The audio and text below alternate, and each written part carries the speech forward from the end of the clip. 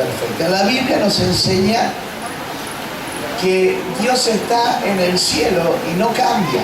Él siempre es el mismo por los siglos de los siglos. Él no ha cambiado ayer, hoy, ni mañana, no va a cambiar. Entonces vemos el libro de Malaquías, capítulo 3, verso 6, que dice: porque yo, Jehová, no cambio. Por esto, hijos de Jacob no han sido consumidos, pero que debajo del cielo sí existen cambios, ¿no?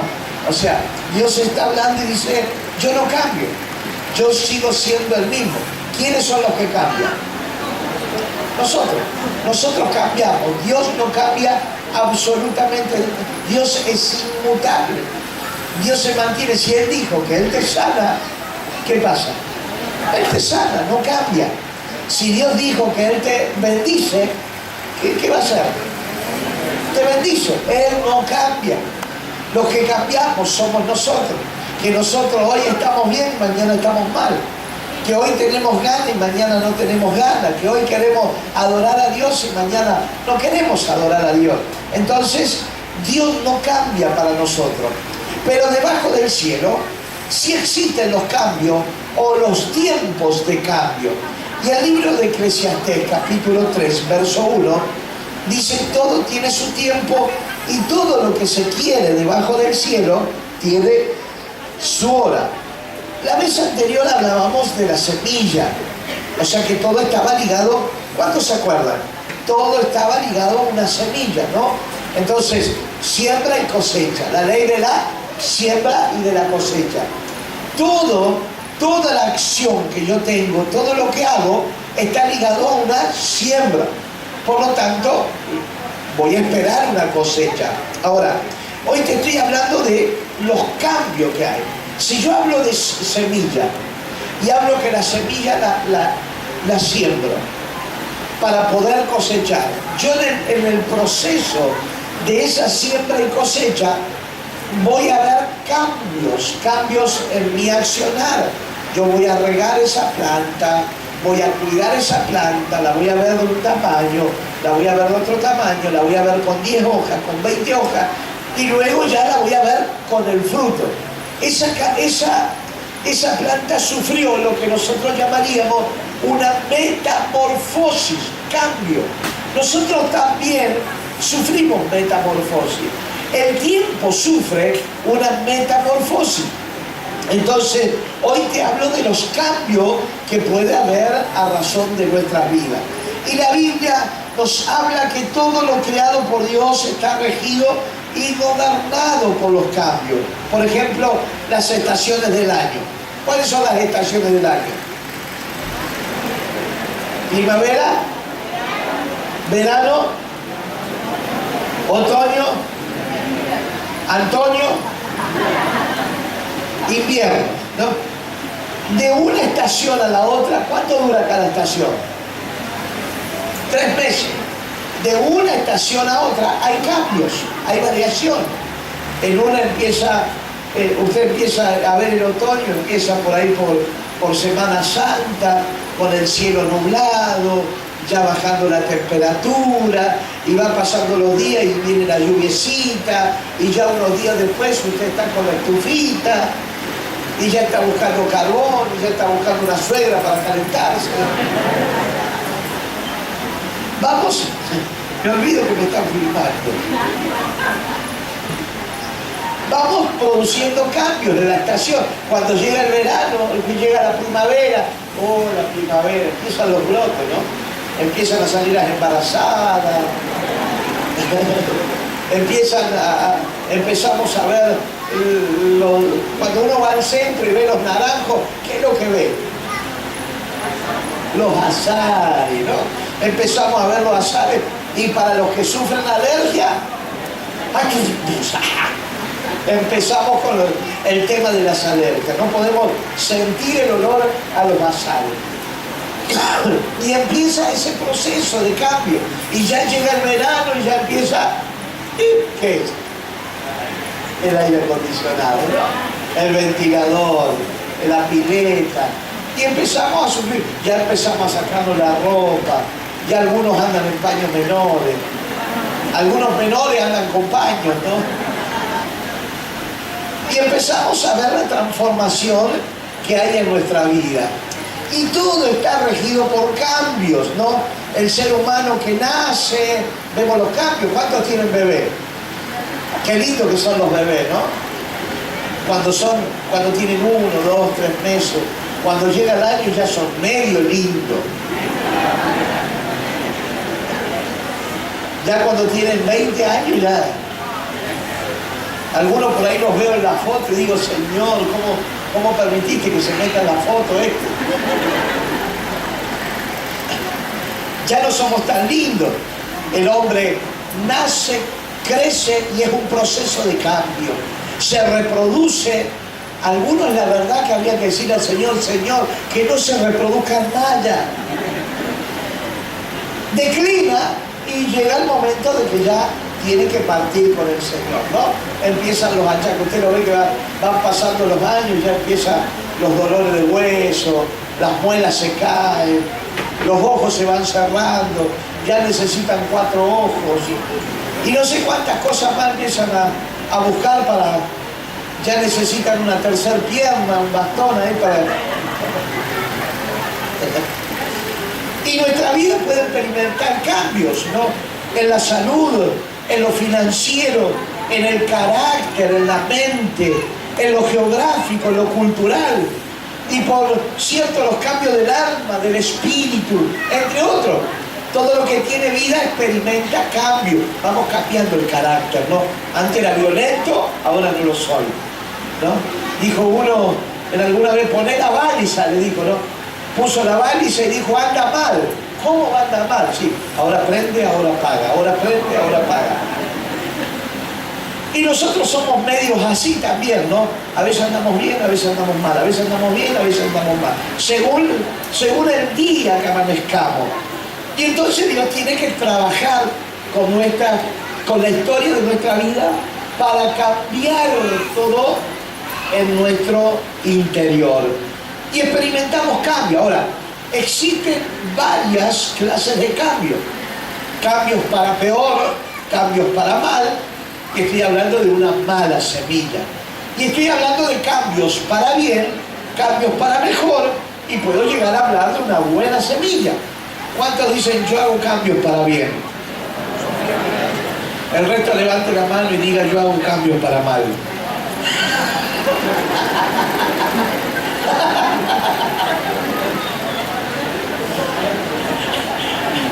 Yo los veo cuando no me prestan atención. Diga conmigo, yo hago cambios para bien.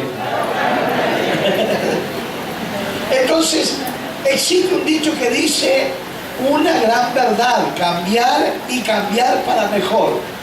Dígale al que tiene al lado, cambiar y cambiar para mejor. ¿Cuál es el tema de este dicho? Que cambiar y cambiar para mejor son dos temas diferentes, ¿no? Son dos cosas distintas. El deseo de Dios es que nosotros, sus hijos, seamos personas que no solo cambiemos, sino que cambiemos para lo mejor. Dice la Biblia que el deseo de Dios, el plan de Dios, ¿cuál es? Agradable y perfecto. El plan de Dios es de bien para nuestra vida, es de bienestar. Entonces, la Biblia llama esto una transformación. El problema es que el hombre no quiere vivir la transformación. El hombre quiere quedarse como está. Y la palabra transformación, yo dije que venía, ¿cómo le diríamos a la palabra cambio, transformación?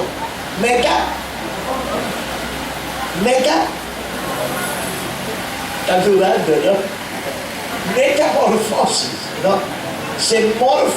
Metamorfosea. O sea, vamos cambiando, vamos sufriendo una transformación. ¿Y dónde sale la palabra metamorfosis? Es el proceso en el cual un simple gusano se transforma en una bella mariposa. No vaya a salir con eso usted, ¿no? Alguna vez por ahí me salió un niño diciendo, soy una princesa. Vení y educa a tu hijo, le dije. Entonces, es el proceso de la metamorfosis. Muchas personas tienen la intención de cambiar de gusano a mariposa. Es la clave de la metamorfosis, no es la realidad. Dígale al que tiene dos, no te agarres, mariposa. Entonces, muchas personas quieren cambiar para mejor, pero nunca logran cambiar. ¿Por qué? Porque no han aprendido lo que se llama la dinámica del cambio. Hoy vamos a aprender lo que es la dinámica del cambio. Y es un principio indispensable para tener en cuenta y comprender el proceso o la dinámica del cambio. Recuerden que el Señor en este tiempo nos está invitando a cambiar, ser transformados, para que vayamos. Hay una palabra que yo uso mucho en las prédicas y es de ir de gloria en gloria, de victoria en victoria y de poder en poder. Hay una metamorfosis, hay una transformación en la vida del cristiano. Irán de poder en poder y verán a Dios de Sion, dice el Salmo 84:7. Y para lograrlo necesitamos saber que los cambios no son un suceso o acontecimiento de una sola vez en la vida, sino que se repite en etapas o ciclos durante toda la vida. Toda la vida vamos a estar en cambio. Toda la vida vamos a estar en una metamorfosis. O cambiamos de trabajo, o cambiamos de actividad, o cambiamos de rubro, o cambiamos de marido, o cambiamos de mujer, o cambiamos de suegra, o cambiamos el dinero, o cambiamos de un estado a otro, pero toda la vida se transforma para nosotros en un cambio constante. Y eso es una metamorfosis. Por eso hablo de la dinámica. El cambio es dinámico, continuamente es dinámico. Y si yo no aprendo lo que es la dinámica del cambio, puedo correr el riesgo de quedarme suspendido, estancado, frenado, paralizado y llorando las crisis que estoy viviendo. Llorando el no puedo, llorando el no tengo, llorando el no lo voy a hacer, llorando el que quiero volverme atrás, llorando un montón de cuestiones por no entender lo que es la dinámica del cambio. Ahora la Biblia nos habla en Romanos 1:17, alguien que me ayude.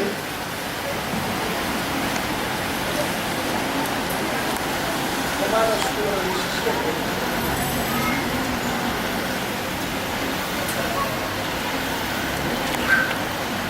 1:17. De hecho, en el Evangelio se revela la justicia que proviene de Dios, la cual es por fe de principio a fin. Estoy con un tratamiento, ¿no? Empiezo un tratamiento, tengo un edema en la garganta, en las cuerdas vocales, y tengo que hacer reposo de voz. Y ayer tendría que haber empezado el tratamiento, pero como no estaba la hermana Gladys, no empecé nada. Acá no me pone nadie inyección, dije yo. Bueno. Así que si paramos de predicar, no se asusten. ¿Cómo dice David? De hecho, en el Evangelio se revela la justicia que proviene de Dios, la cual es por fe de principio a fin. Qué tremendo, ¿no? El Evangelio, la justicia de Dios, se revela por fe y para fe. Como está escrito, más el justo por la fe vivirá. Vivirá de poder en un cambio constante, una transformación constante. Ahora dije que son acontecimientos y no son solo una vez en la vida, sino que se repiten en etapas y ciclos. Ciclo, la palabra ciclo significa pasar de una temporada a otra. O sea que estamos continuamente pasando de temporada a temporada o estamos estancados. Ahora, los cambios llevan tiempo y no suceden generalmente de inmediato, tienen un proceso. Los cambios tienen que tener un blanco definido. Por eso proyectamos. Por eso, miren, yo animo a que todo el mundo tenga agenda. Y de paso, cañazo, ahí en librería hay agenda ya del año 2019. Si usted quiere comprar agenda, allá está Gaby, ya la vi que llegó. Y desde hoy está recibiendo tarjeta de créditos. Así que si usted tiene la tarjeta de crédito, la tarjeta del supermercado, ¿no? La tarjeta de la iglesia, la credencial de la iglesia, vaya y cómprala. Entonces, los cambios tienen que ser un blanco bien definido. Por ejemplo, ¿cuántos tienen mal carácter acá? Levanten la mano los que tienen mal carácter. Muy bien. Muy bien. Me gusta. Yo también tengo mal carácter. Yo tengo un carácter podrido. ¿Cuántos tienen un carácter podrido? Ya son más. Entonces, voy a cambiar mi carácter. ¿Cuántos dicen, pastor, yo voy a cambiar mi carácter? Aleluya. Voy a cambiar mi carácter, ¿no? Y si tenemos varias cosas que cambiar, hay que poner un orden. Tengo que cambiar mi carácter, tengo que cambiar mi boca, tengo que cambiar mi vocabulario. Entonces hay que poner en orden varias cosas, ¿no? Poner en orden. Y eso de poner en orden, hablo de prioridades para empezar por una a la vez. O sea, no es que viene, me tira la bronca, hijo de remil. No, pastor, dice. Entonces, no puedo cambiar, pastor, todo junto, porque me saltó uno y me saltó el otro. Bueno, vamos a cambiar una cosa a la vez, ¿no? Entonces, me dicen algo, bueno, ¡pum!, pero me quedo callado. No le digo nada. Ya cambié una cosa, ya no dije las malas palabras. Ahora la próxima vez ya no le pego a nadie.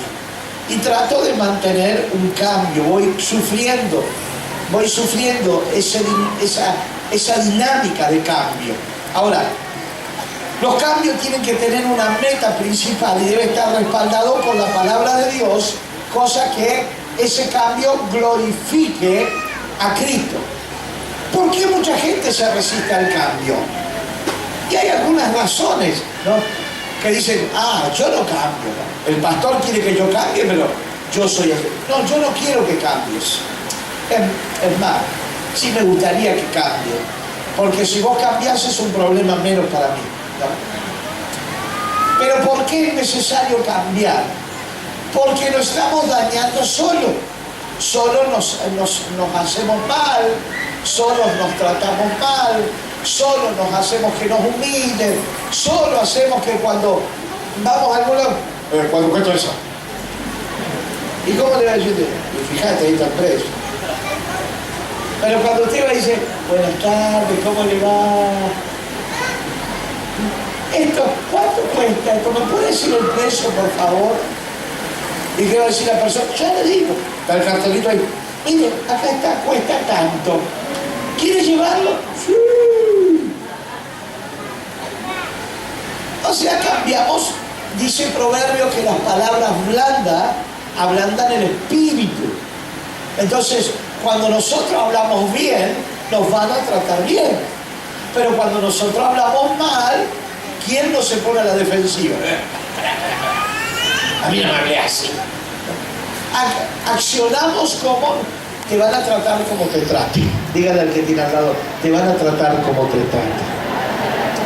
¿Y por qué hay gente que se resiste al cambio? Las razones son que hay temor a lo desconocido.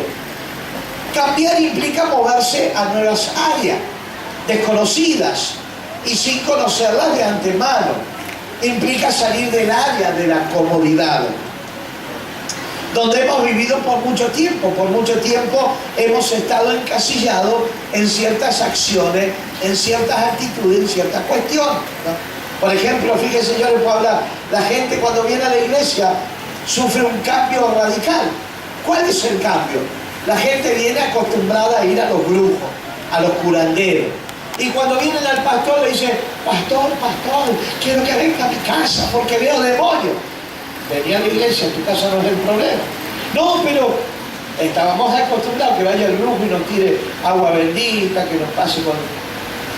No sé, que me dé un amuleto, que no sé, que me dé la rosa de Sarón, que me pase el manto rojo por la cabeza.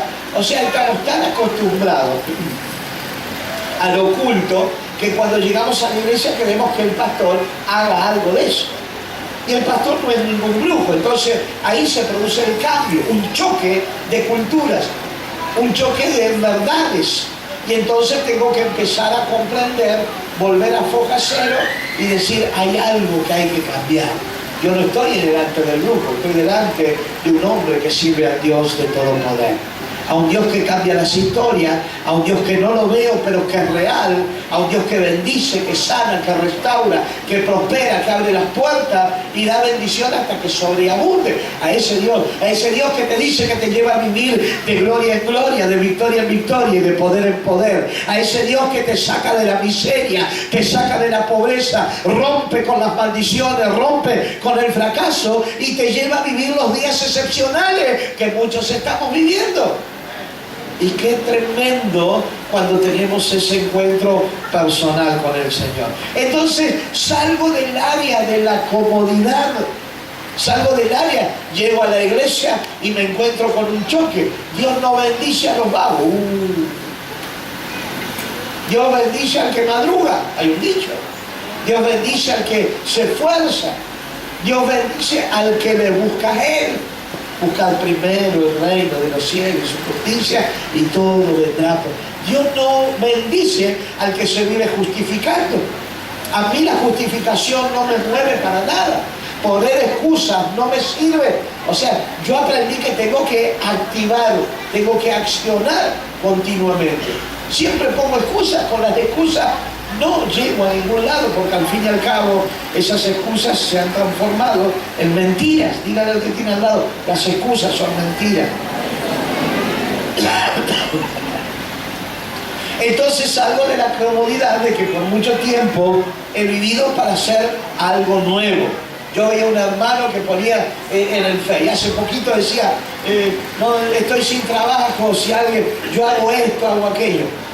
Él dijo, empecé a buscar a Dios, me empecé a meter con Dios de vuelta y las puertas se me abrieron. Y ahora ya no pone que no tengo trabajo, ahora pone la foto y dice, estos son los trabajos que yo realizo. Fíjese cómo Dios nos saca de la conformidad, Dios nos saca de la zona de confort. Pero ¿cuándo nos saca de la zona de confort? Cuando yo me meto a buscar a Dios con todo mi corazón. Dios es el principio de mi bendición. Entonces hay un choque, rompo con lo que estaba mal, rompo con lo que me estaba frenando, rompo con lo que me estaba estancando, rompo con la mediocridad y empiezo a vivir de gloria en gloria, empiezo a vivir de victoria en victoria y empiezo a vivir de poder en poder.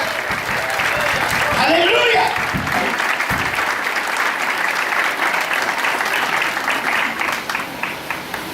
Segunda de Timoteo capítulo 1 verso 7, alguien que lo lea. Segunda de Timoteo 1:7.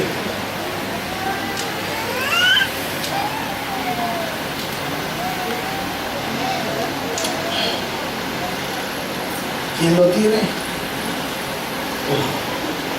Allá, Lourdes, mira. La esposa de Javier.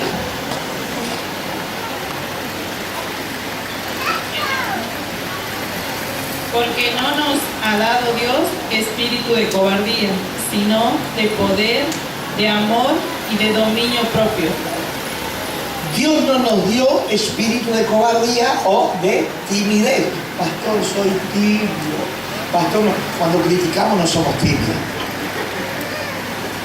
Cuando hacemos macana no somos tibios. Tengo vergüenza. Cuando hacemos lo que no tenemos que hacer, no tenemos vergüenza. Y ahí tendríamos que tener vergüenza. Cuando contestamos mal, tendríamos que tener vergüenza.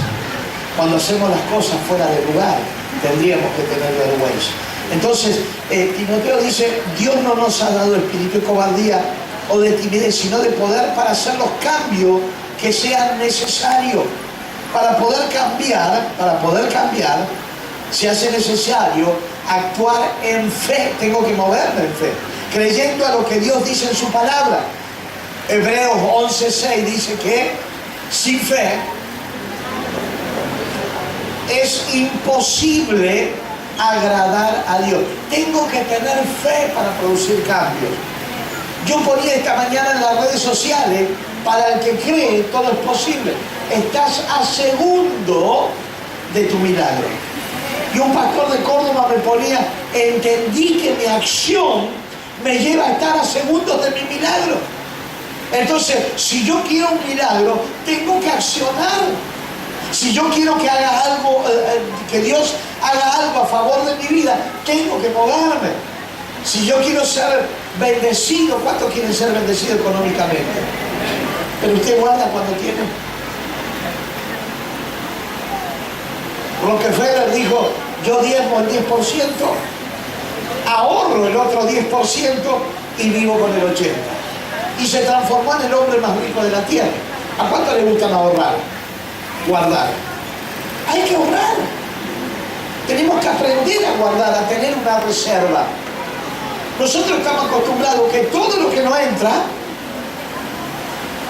todo lo tiramos. Y no ahorramos nada. Entonces, cuando vienen los momentos difíciles, lo primero que hacemos, Dios, o al prestamista, o a meter mano donde no teníamos que meter, y nos metemos en deudas. ¿Por qué? Porque no hemos sido precavidos para los días que iban a venir. Dios te bendice. ¿A cuánto le bendice Dios? Dios le bendice.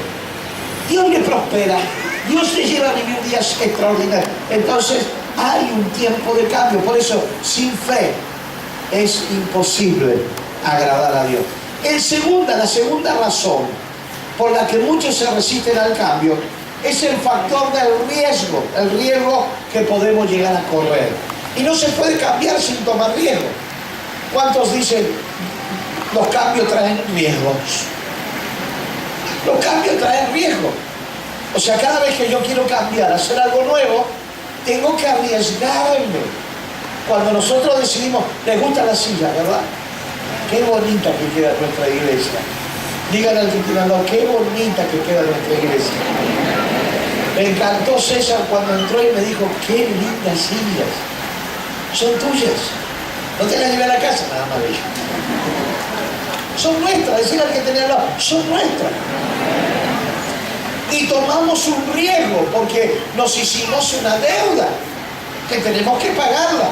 Entonces, ¿para qué era? Para producir un cambio dentro de la iglesia. Pero ese cambio significaba tomar riesgo. El riesgo, ¿cómo lo tomo? En fe.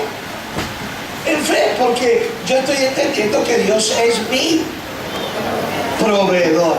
Entonces, todo cambio implica un riesgo. Cuando usted dice, ay, vamos a comprar una mesa y silla para la casa, y usted piensa, ¿no? ¿Cómo lo hago? Empezamos a hacer cálculos. Y sabemos que ese cambio, tenemos que cambiar la silla y la mesa. Viejo, hay que cambiarla. Mirá, ya no estamos sentando en no estamos sentando en la fe porque no tiene nada la silla.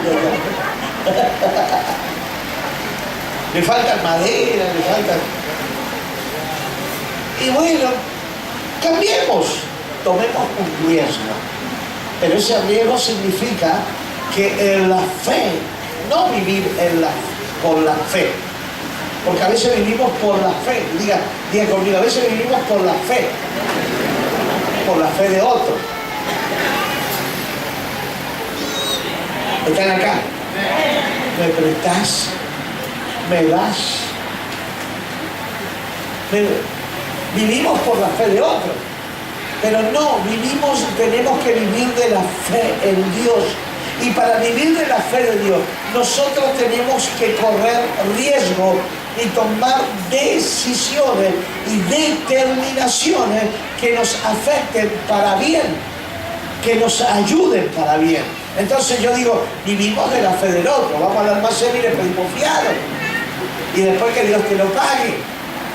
Yo voy a orar para que Dios te bendiga. No, orar para que Dios le bendiga, pero también pagar lo que debes.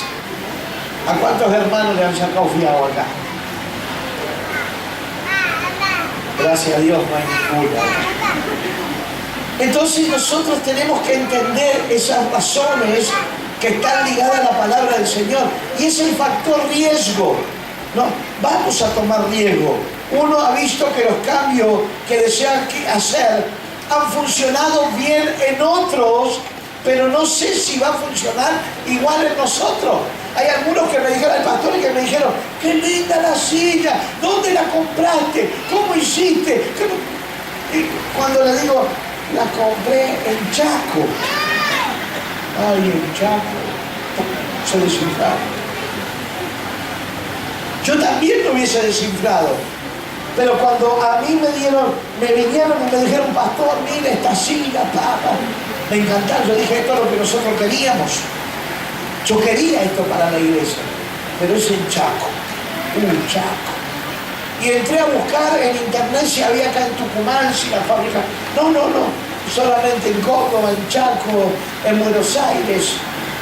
Y empecé a moverme y logré contactar con la empresa que es una empresa cristiana. Y dijimos, bueno, vamos a tomar riesgo, vamos a hacerlo. Dios una vez más, mi esposa me decía, bueno, si está en el corazón tuyo hacerlo, Dios te va a respaldar. Sí, yo decía, una vez más, Dios nos tiene que respaldar. Una vez más, Dios lo tiene que hacer. Y así fue. Dios se respaldó en cada decisión y en cada determinación que hemos tomado, que hemos corrido riesgo, pero lo hicimos bajo el plano y el propósito de Dios. Pero no funciona. Lo que funciona con nosotros no funciona en el otro, porque el otro Dios quiere tratar de otra forma. No sé si lo entienden. ¡Ay, qué lindo auto que tiene el hermano! Yo quiero el mismo auto, pero Dios te quiere dar otra cosa. Hay otras prioridades en tu vida. Hay otras cuestiones. Dios sabe cuáles son tus prioridades y cuáles son tus cuestiones. Entonces, no te enojes con Dios cuando Dios actúe de veras como tiene que actuar en tu vida. Pero aún en las formas que Dios actúe, que no es igual decir al hermano que tenés al lado, Dios no trabaja conmigo igual que con vos. Dios es un Dios personal. Él trabaja como Él quiere con cada uno de nosotros. Y nosotros tenemos que actuar, movernos. Entonces el proceso hacia la victoria, hacia la bendición, está implícito. El riesgo de llegar a tener una derrota, a tener un fracaso. ¿Estamos preparados para tener una derrota? La verdad que no. Y si llegara a ocurrir, ¿qué hacemos? ¿Nos enojamos? ¿Nos rebelamos? Usted sabe, yo quería cambiar mi camioneta. Ya estaba todo para cambiarla. De la noche a la mañana se desinfló, pum, se cayó. ¿Yo estoy preparado para la derrota? Sí, estoy preparado. O sea, no es que todo es súper espiritual, de victoria en victoria, de victoria en victoria, de gloria en gloria, de poder en poder. Hay cuestiones que van a ocurrir en nuestra vida que nos van a hacer reaccionar un poquito y nos van a hacer pensar. Entonces, ¿qué es lo que dije? Yo le dije a mi esposa, ya está, ya pasó. Debe ser que no era de Dios. Entonces voy a seguir orando, voy a seguir esperando, voy a seguir buscando la forma, voy a seguir viendo cómo lo hago. Pero no es una derrota, es parte del proceso. Yo ponía algo en el Face y decía, cuando Dios te hace retroceder, no lográs los objetivos, no lográs lo que querías, Dios te vuelve a traer acá para volverte a enfocar en el propósito de Él. Y cómo nos cuesta entender que tenemos que caminar dentro del propósito de Dios, del plan de Dios. Nosotros queremos que Dios haga lo que nosotros queremos, pero no nos queremos dejar a trabajar a Dios como Dios quiere trabajar en lo mejor para nosotros. La tercera razón por la cual muchos cristianos se resisten al cambio es el medio ambiente que nos rodea. O sea que así llamamos a la atmósfera donde hemos crecido y donde hemos vivido, donde hemos formado. Todo el trasfondo que nos ha creado una idea o un patrón mental de cómo vivir para siempre. Nos han enseñado. Algunos me dicen, pastor, lo que pasa es que a mí me enseñaron así. Lo que pasa es que mi mamá tiene este carácter, yo tengo este carácter, mis hijos tienen, y ya nos han formado con este carácter. Lo que pasa, pastor, es que siempre nos han enseñado a vivir en pobreza, pobreza, en miseria. Mis padres nos enseñaron a conformarnos con lo que teníamos. No es un patrón esencial. Yo no me puedo quedar a vivir con lo que me enseñaron. Yo no me puedo quedar a vivir con lo que me dijeron. Alguien me decía, nos han dicho toda la vida nos han dicho, ustedes no sirven. Ustedes no van a hacer nunca nada. Ustedes van a morir en la pobreza, en la miseria. Ustedes van a ser los peores de todos. Y yo hablaba con esta persona y le decía, me vinieron a pedir consejo de cómo hacían para salir de su historia. Y yo le decía, no es tu historia, decía el que tenías al lado tuyo, no es tu historia. Lo que te dijeron allá, lo que hicieron tus padres, lo que hicieron tus abuelos, no es tu historia. No es tu historia. Tu historia comienza desde acá en adelante. Yo cuando hablo con Samuel hablo y le digo, vos estás por empezar a escribir una historia. Hasta ahora estás escribiendo nuestra historia, te estás formando en nuestra historia. Cuando te cases, vas a tener una mujer, vas a tener una esposa, y a partir de ahí vas a empezar a escribir tu propia historia. No depender del ambiente que te rodea, no depender de papá, la Biblia lo dice, el que se casa, el que busca marido, busca mujer, ¿qué es lo que busca? Casa. Entonces el que se casa, dígale por ahí a alguno de los chicos que están, el que se casa. Entonces los novios vayan pensando que para casarse tienen que tener con qué mantener una casa, primero. Que el papá no les va a mantener siempre. Qué malo que es. No es malo. Es la realidad de la vida. Entonces, cuando ponemos la cosa en el lugar,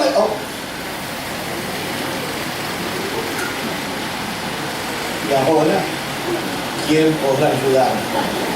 Y resulta que nunca apareció el Chapulín Colorado. Apareció este que no tenía un peso partido en el medio. ¿Y qué vamos a hacer los dos? Y no sé, amor.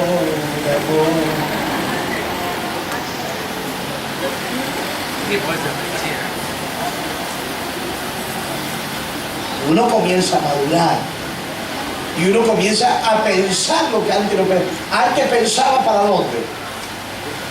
Antes pensábamos de acá para abajo. Ahora tenemos que pensar de acá para acá. O de acá para acá. ¿Cómo hago para sacar el ruido que tengo en la panza? ¿Qué es? Hambre.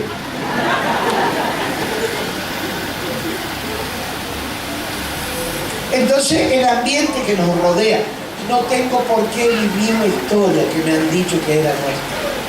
Ah, pastor, mi padre fue un hombre humilde, nunca tuvo nada, por eso yo soy humilde. No puedo. Mis padres se separaron. ¿Saben qué? La historia continúa conmigo, me estoy por separar. No. Yo no tengo por qué vivir la historia que ellos vivieron. Yo no tengo. Cuando vas al médico, lo dije muchas veces, cuando vas al médico, ¿qué te dice el médico? ¿Había algún diabético en la familia? Sí. Ni enterado estaba yo que había diabetes. Porque si había diabético, vos sos diabético. ¿Por qué? ¿Alguno se murió del corazón? Sí, mi tío. Te vas a morir vos también del corazón. Y empieza esto a trabajar. Entonces, yo no tengo por qué vivir la historia que otros vivieron. No tengo por qué terminar como otros terminaron. No tengo por qué seguir la misma historia que mis padres. Me encontraba con una muchacha en estos días y estábamos hablando y me dice, pastor, nosotros hemos sufrido este problema, fuimos abusados, fuimos maltratados, fuimos humillados, me han violado, me han hecho esto, y tengo miedo por mis hijos. Y yo le digo, pero es que tus hijos no tienen por qué volver a repetir la historia, pero tengo miedo porque no. Hoy vos ya sos grande, te valés sola. Hoy tenés un Dios de poder, tenés una familia que es la iglesia, tenés con quién contar, tenés en quién apoyarte. Hoy tenés leyes. Hoy tenés leyes que te respaldan como mujer. No podés sufrir. Ni tus hijos pueden volver a repetir esa historia. No sé si me entiende. Hoy tenemos la posibilidad de estar mejor. Entonces, todo ese trasfondo nos ha creado una idea o un patrón mental de cómo tenemos que vivir siempre. Mi padre agarraba trabajo y dejaba trabajo. Mi padre agarraba un trabajo y dejaba el trabajo. Mi padre agarraba otro trabajo, era gremialista mi padre. Si no le pagaban bien, lo dejaba. ¿Y qué te digo? Nada. Yo quiero lograr lo que mi padre no fue. Quiero llegar a ser un gremialista. Es que a nadie le gustan los gremialistas. ¿A cuánto le gustan los gremialistas? A mí no me gustan. Son problemáticos. Entonces eso no funciona. Y he leído, usted sabe que lo conté hace poquito, la historia del elefante que fue criado de chiquito. ¿Se acuerdan? ¿Qué es lo que hicieron con el elefante? Lo ataron de la pata con una soguita. El elefante se crió semejante bicho y seguía con la soga atada. Semejante bicho que hubiese hecho. ¡Pum! Rompía la soga. Pero lo han formado mentalmente con la soga, que el tipo se crió siendo un gran elefante, estaba atado a la soga, y como lo criaron mentalmente en esa soga, el tipo no se salía de la soga. Hay gente que está así. Hay gente que todavía está atada mentalmente, hay gente que todavía está atada mentalmente y no puede romper la soga, no puede romper las cautividades, no puede romper las ataduras. El elefante lo podría haber roto, pero él no la quiso romper a la cuerda porque estaba formado mentalmente y vivirá con esos pensamientos todos los días de su vida hasta que muera. ¿Se acuerdan que yo contaba que cuando el elefante ya no servía para el circo, qué es lo que hizo su dueño? Le cortó la soga y le dijo andate, y lo empujó. ¿Y qué hizo el elefante? No se fue, siguió como que todavía estaba. Hay gente que está atada mentalmente. Hay gente que vive cautiva mentalmente. Hay gente que no puede progresar. Hay gente que no puede crecer. Hay gente que está atada al entorno que le rodea. Hay gente que no puede prosperar. Hay gente que no puede ver los sueños hechos realidad. Y gracias a Dios no estamos como el elefante. Podemos vencer el poder del medio ambiente con el poder de la palabra de Dios. La palabra de Dios tiene un poder tremendo para romper toda atadura espiritual, toda cautividad mental. La palabra de Dios tiene un poder tremendo para deshacer las obras del diablo. Y cambia todo bajo el propósito de Dios. Pero debemos saber que muchas veces nuestros familiares, nuestros amigos, si bien ellos pueden ayudarnos a cambiar, también pueden impedirnos o frenarnos de realizar cambios trascendentales. El tema es con quién me junto, a quién escucho, quién me está ministrando, quién está. Mire, si a mí me está ministrando un adúltero, lógico, que me va a transferir todo su adulterio, me lo va a transferir a mí. Si me está ministrando un tipo que es depresivo, toda su depresión me la va a trasladar a mí. ¿Cuántas veces escuché hablar a los pastores y decir, mis hijos se fueron al mundo, están en el mundo, pastor, no los puedo traer? ¿Con qué cara yo me paro en la iglesia a hablarle a la iglesia de los hijos, de la familia, si mi familia está hecha a pedazos? ¿Con qué cara? ¿Con qué cara yo puedo hablar de la bendición de Dios si mi economía está fundida, está hecha a mil pedazos? ¿Cómo voy a hablar que Dios bendice si yo no estoy siendo bendecido? ¿Cómo voy a hablar al matrimonio si mi propio matrimonio está en bancarrota? Estoy mal. Estoy impartiendo algo en el mundo espiritual, estoy impartiendo algo en la cual, y algunos van a decir, no, no es así, pastor, porque yo puedo estar bien con el Señor, yo puedo ministrar. No, cuidadito. Cuidadito, porque cuando Dios le habla a Moisés y le dice, buscad 70 varones que te ayuden a llevar la carga, impartirle los que hay en vos. ¿Qué le estaba diciendo a Moisés? Poned tu espíritu en vos. Y a veces nuestro espíritu está quebrado. A veces nuestro espíritu está en derrota. A veces nuestro espíritu está atado. Si no está atado por la lengua, por los pensamientos, por las actitudes, por las acciones, por el fracaso, por la ruina, por la mentira, por el engaño, por la soberbia, por la rebeldía, por la altivez, estamos cautivos.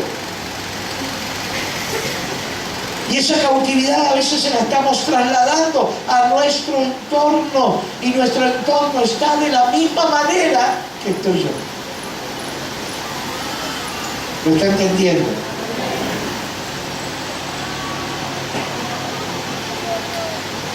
Nosotros tenemos que entender estas verdades.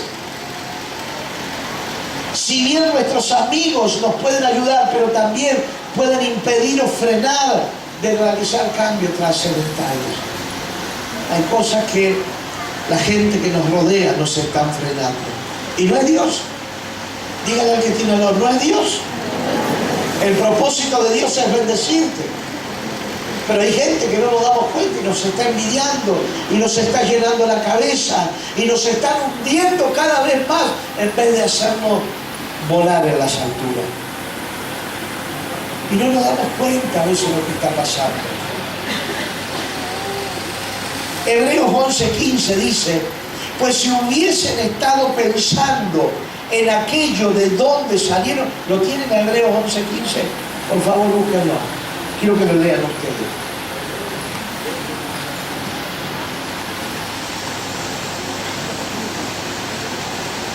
Hebreos 11:15.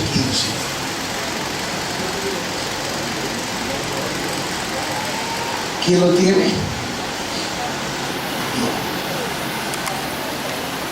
Si hubieran estado pensando en aquella patria donde habían emigrado, habían tenido oportunidad de regresar a ella.